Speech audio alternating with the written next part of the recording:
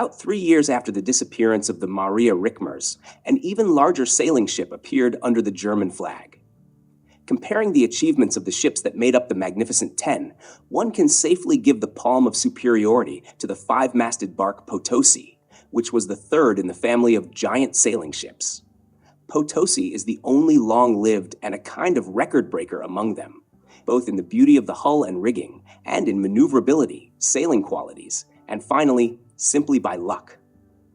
This vessel has left a noticeable trace in the history of navigation and shipbuilding, and it should be emphasized, great merit in this belongs not only to shipbuilders, but also to sailors. Ferdinand Leys, a well-known Hamburg owner of a large number of comparatively large sailing ships, was not in a hurry to build giants. The experience of operating the France and building the Maria Rickmers allowed him to be sure of his initial calculations. Leys came to the conclusion that in competition with steamships, sailing ships can survive only on one condition: they must be large.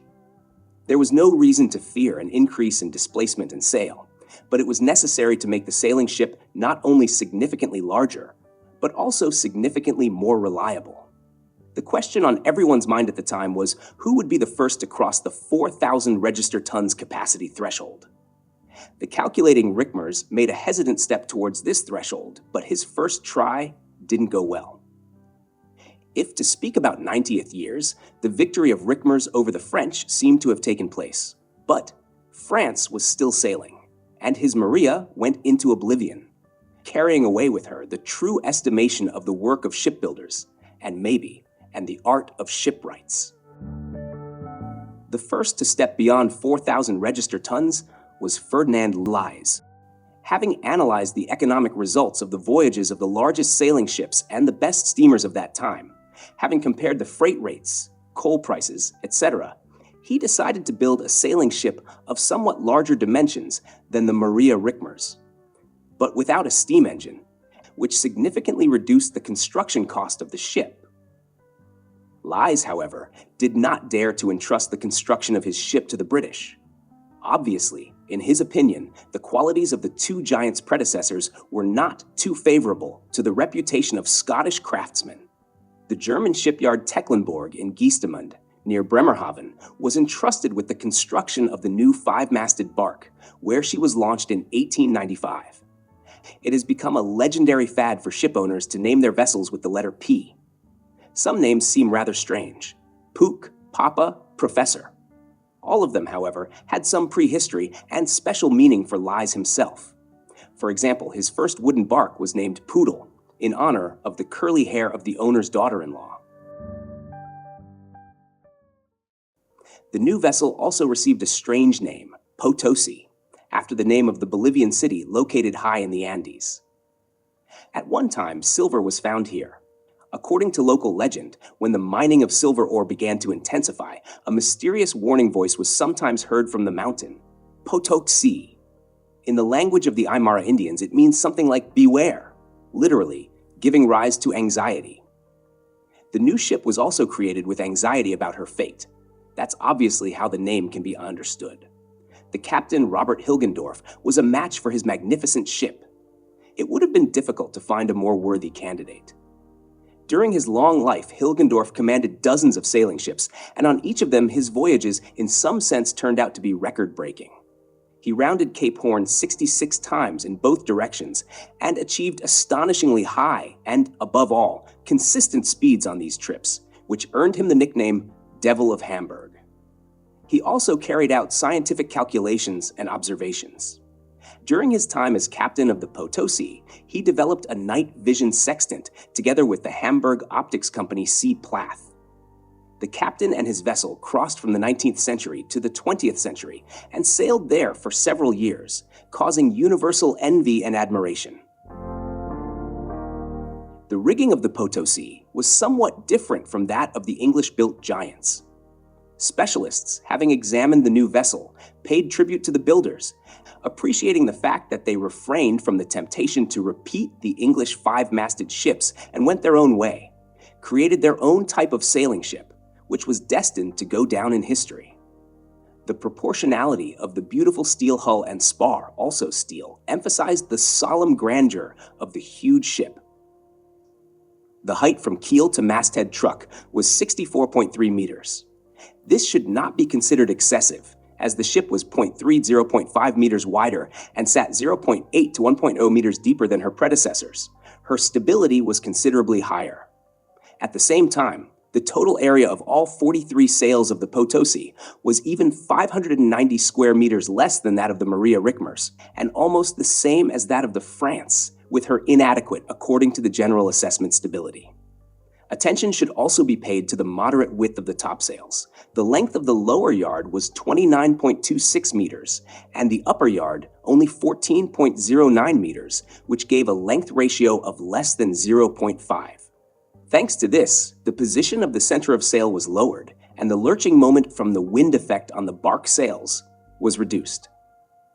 In other words, the captain of Potosi could, without fearing for the stability of the ship and the strength of the masts, carry full sail and therefore have the highest possible speed, even when other ships had to urgently reduce the area of sails due to increased wind.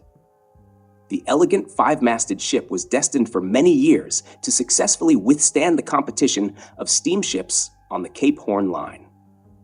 With the light hand of the famous Hilgendorf, the ship began to break the records previously set by the same captain on other flying P-liners. Hilgendorf celebrated his entry into the 20th century in his own way. Another voyage began on the 15th of March 1900, when the steam tugboat, which was taking the ship out of Hamburg, brought her to Cuxhaven and here, at the very mouth of the Elbe, cast off the towing line. The favorable wind helped the giant, and soon she disappeared over the horizon, heading for the ocean, to Valparaiso.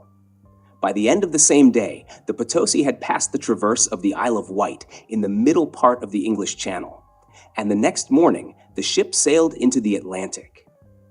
Many well-wishers explained Hilgendorf's records by saying that he was always lucky, but no luck can replace skill and real work. Anyway, it was an incredibly short time, only 55 days after leaving the English Channel, and on the 15th of May, the ship anchored at the roadstead of Valparaiso. In the ship's log of the voyage, the following distances were recorded. For example, on the 9th of May, 278 miles. On the 10th of May, 378. On the 11th of May, 322. On the 12th of May, 345. And on the 13th of May, 283 miles. The daily passage on 10th of May, when the average speed was 15.75 knots, can be envied by captains of many today's ships. Here is another of her records. In 1898, it took only 16 days to sail from the English Channel to the equator. In the same year, returning home, the ship traveled this way in 19 days. In 1903, the Atlantic voyage from Cape Horn to the English Channel took 39 and a bit days. On the 23rd of September 1914, due to the onset of the First World War, the Potosi was held at Valparaiso Harbor. In 1917, while still moored in Valparaiso, she was sold to the F.A. Vinnen Shipping Company of Bremen. But on October 2, 1920, she was given to France as part of the vast war reparation demanded from Germany. The French government sold her to Argentina, which transferred her to the Floating Docks Company of Buenos Aires. However, the ship remained unmoved in Valparaiso Harbor. In 1923, she was eventually purchased by a local company, Gonzalez, Sofia and Cia, of Valparaiso, and renamed the Flora. After a year of repair and refit in December 1924, under the name of Flora, August Utzmann, a former Lies captain, sailed her to Hamburg with a cargo of nitrate in 110 days, arriving on the 30th of March 1925. Many people of Hamburg came to welcome the old lady and wished Lies purchase her from the Chilean owner, but this was not possible. The Flora sailed back to Chile via Cardiff, taking a cargo of 800 tons of coal and 5,000 tons of patent fuel, bound for Mejillones. On September 15, 1925, en route to Cape Horn, the ship caught fire off the Patagonian coast northwest of the Falkland Islands.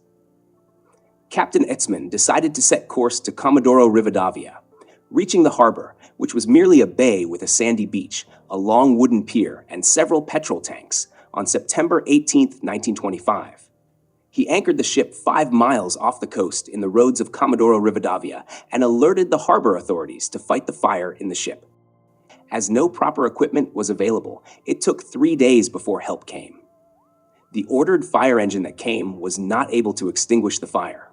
Next day, a huge explosion ripped her steel decks apart. The main mast fell overboard, pulling the rest of the rigging with it, except for the foremast. A tug tried to tow her away from the petrol tanks, and succeeded after several attempts. The Flora ran aground on the sandy beach. The seamen dropped the anchor and took everything usable from the ship. The fire kept burning while the ship's hull was repeatedly lifted by the waves and slammed into the shore. The coal-filled hull burned for some days. One morning, the ship had disappeared from the beach. The rudderless hull was found a few days later floating 25 nautical miles off the coast and 80 nautical miles to the north of Comodoro Rivadavia. The Argentine cruiser Patria sank the burning hull of the former famous ship by gunfire on October 19, 1925. The wreck lies near the position 45 degrees 15 minutes south, 66 degrees 15 minutes west.